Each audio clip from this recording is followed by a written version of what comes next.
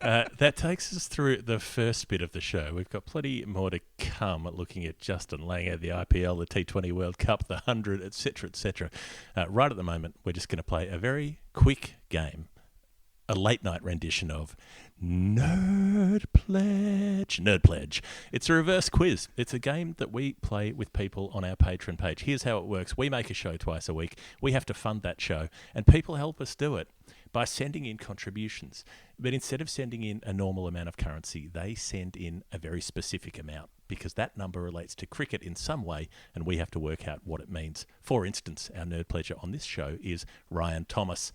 The number is $4.13. So that could mean 41.3, could mean 413, it could mean 4 for 13, it could mean a whole lot of different things.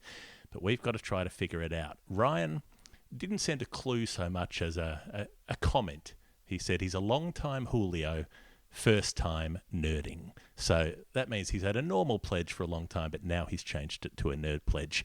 413, as far as cap numbers go, only two countries go up to 413, England and Australia. So 413 is David Larter for England and Sexy Ryan Harris for Australia. Quite a difference in eras for those two. I don't know anything about David Larter, but you might, Daniel. I do indeed. He's sort of, when I first started getting into cricket, I was 7 in the mid-70s, and David Larter was a name that was sort of was spoken about in semi-hushed tones by my father. He was immensely tall, 6'7", took 666 devilish wickets in his first-class career, had an average of just under 20. Only played 10 games for England or so, I think, took 37-odd wickets at a good average. But they said about Larter that he was a bit of a daisy. Some days he did, some days he didn't. And if he didn't feel like it, he didn't do it. And if he did feel like it, he'd bowl lightning quick from this enormous height. But he didn't pull up trees. It was in an era as well, bless him, of Test cricket, which was incomparably boring. 1960s in England. In contrast to the swinging 60s in London, cricket decided that it wanted to take you back to some medievalism where everyone was in bed by 4:30 crocheting tapestries. This was altogether a bad era, and that's him. And can I just have a quick word though on shirt numbers? I'm sorry to digress during Nerd Pledge, but I've got a solution. It's never been done before. No, I'm trying to play the collar for role that here. Sort of thing on this podcast, sir. So, this is my issue. I think shirt numbers are, largely speaking, absurd because they're just random numbers that seem to be collected with no real purpose. You know, the Currans are 58 and 59 for England, Tom and Sam. Alistair Cook was number 26. Why was he 26? It's double 13. I don't like it. It doesn't make any sense. It doesn't refer to anything. Why aren't they just numbers 1 to 11? That might work, but then, then they change around. You got it. So I've got a solution. And the solution is this, that your shirt number should be the number that your squad, your appearance number. So in the case of Ryan Harris, he would be number 13. David Larter would have been number 13. So you take off the front number, right? Because very, very, very rarely will you find that somebody is like playing number 613 with number 713. Now, it could happen with England. Jimmy Anderson's career has been going on so long. It could happen in a season for England at some point. Yeah, well, yeah, especially given the turmoil, there may be many new capped players. But it happens incredibly rarely in the history of Test cricket, if it's happened at all. And if it does happen, then you get your full number on the back, because that is like kind of the thing, right? And one of the reasons I suggest this is because then you'd have like clusters of 13s. So you mentioned Ryan Harris. He would be in a cluster with Mike Whitney, who was also a 13. He was 313. Right. And with Billy Murdoch, the great Billy Murdoch, who got that double 100 at the Oval in 1884. He was the first number 13, right? Right. So you've then got, and then you can have dinners with the 13s. They can come and be speakers. Wouldn't it be fun? You'd have like, the 25-year-old who's 13, the 50-year-old who's a 13, the 75-year-old who's a 13, and you can all come and hear their different stories, and you can play fantasy games. Which number would win? Don Bradman, I don't know what number Don Bradman was, but that side's going to have pretty good batting numbers, you'd imagine. But he might be in a cluster with a bunch of one-cat wonders who are no good. Who knows? And we could then speculate. And then those numbers would mean something. And they would have a history. And it would be fun, rather than just a random number picked from nowhere. And we in cricket don't believe in random numbers. All numbers have purpose. No.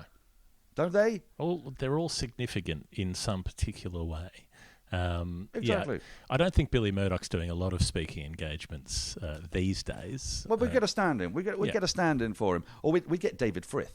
I mean, that's the obvious thing to do. When you get a cricketer so old and they're dead already, there's always a place for David Frith to play the part of each of those guys, the celebrated Anglo-Australian cricket historian. That would be my answer. Jack Blackham, as played by David Frith.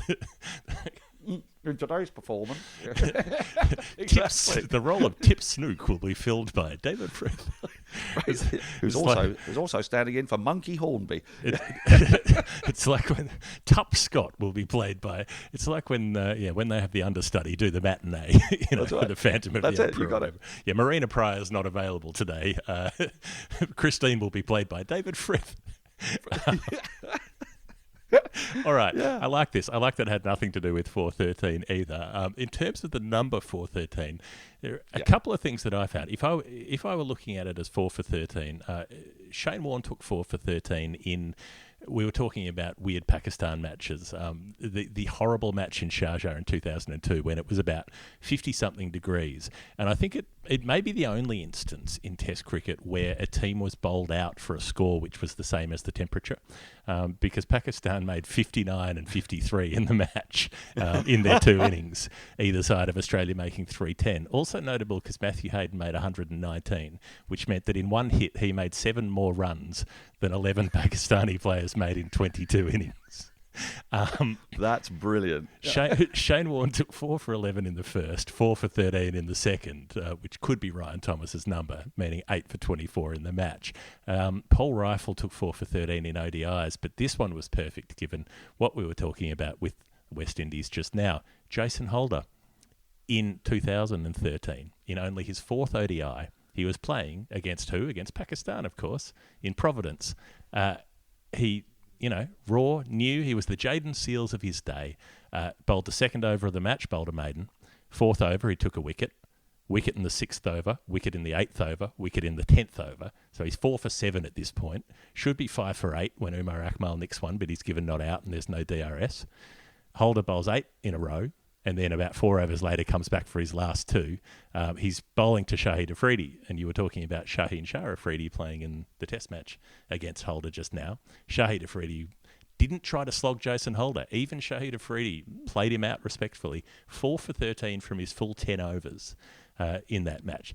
Pakistan then recover to make 224 and bowl out the West Indies for 98. So thanks for the bowling. No. Completely pointless. At number 11 is Jason Holder, who's LBW to Afridi for naught. But imagine thinking that guy, that kid in 2013, number 11, duck, 4th ball, LBW, would be the guy making a Test double 100, batting at 6, becoming the inspirational captain and all the rest. That was the day early in his career that he took 4 for 13. That is a beautiful story, Jeffrey. That is an absolutely beautiful story. And I don't think I ever heard that one before. I've got a number for you. I've got an idea for the 413s, and they're both Indian. Because it's a bit of an Indian-themed week this week after their fabulous victory. Now, the first thing that came to my mind was the highest first-wicket partnership in Test cricket history. Oh, yes. It was between Vinu Mankad and Pankaj Roy in, I think, December 1956. And I believe it still stands, 413. That was the first thing that came to mind. And then, on another Indian theme, they briefly, it was only for 8 years, India held the record for the highest score in a World Cup, in a Cricket World Cup, when they put 413 past Bermuda. Bermuda, yes. In 2007, which is quite the thing. I suppose that would have been the Bermuda, which of great fame, of great slip-catching fame. Yes, but the same side. But it wasn't in that match, same side. So those are two 413s that are Indian-themed. but I suspect that Ryan Thomas, maybe it's all about Ryan Harris for Ryan Thomas. Maybe Ryan Thomas is known as Sexy Ryan Thomas to his friends. I hope so. I hope that is the case. But Ryan, regardless of whether that is or is not the case, given that you're the Nerd Pledger on the show, you also get to give someone a slab.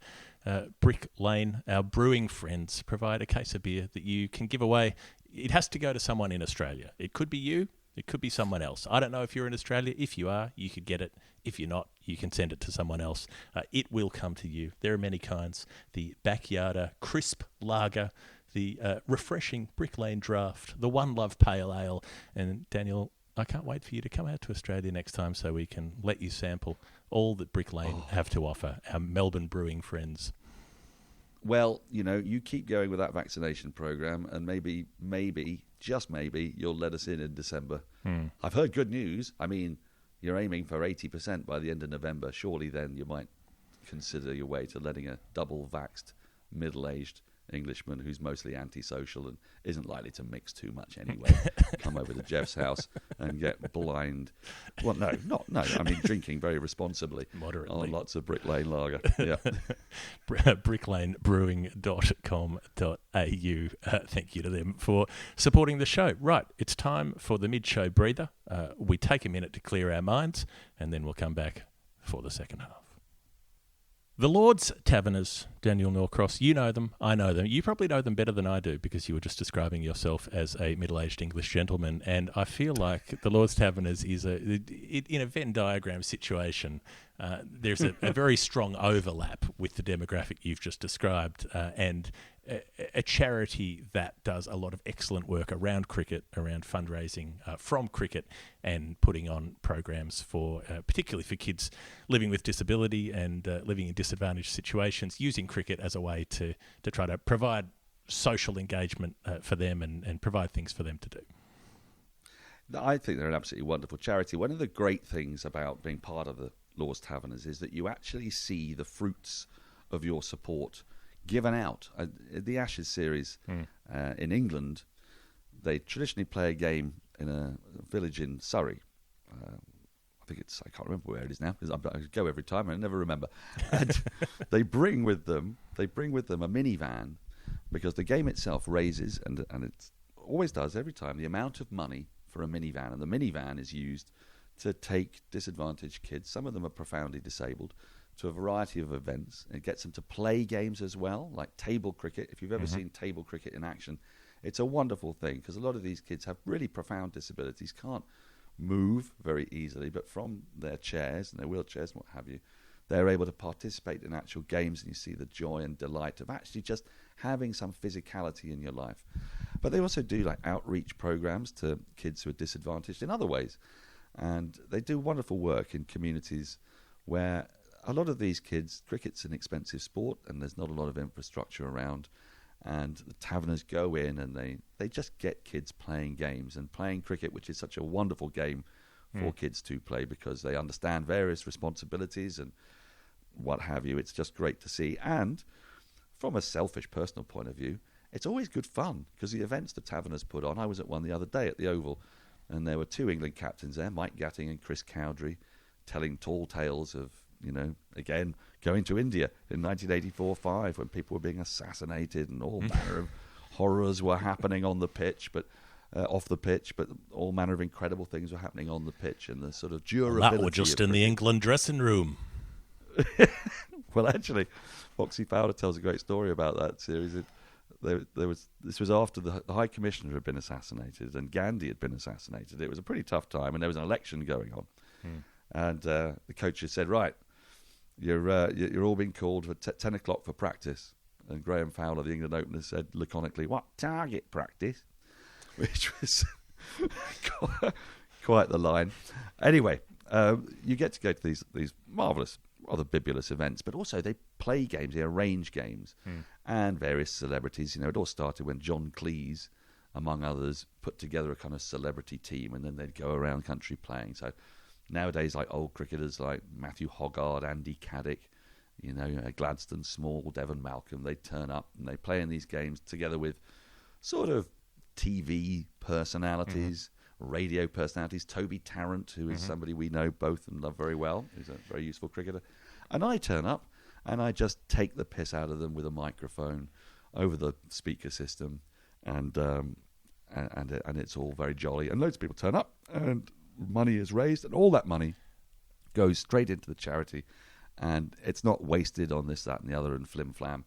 I adore them; they're fantastic, and I hope you can find it in you to dig into your pocket a little bit. I know it's hard to say this to people who are in lockdown, because you've got other things on your mind, and you've probably got precarious work lives and all sorts of stuff. We've been there, my friends. We had it for well over a year, so believe you me, you have my sympathies. But if you find that you can, then anything given would be hugely gratefully received. Exactly my sentiments, Daniel. That is lordstaverners.org if you want to check out the programs that they put on, which are numerous, and the good effect that it has in communities, not just in the UK, but other countries around the world as well. lordstaverners.org. Check them out.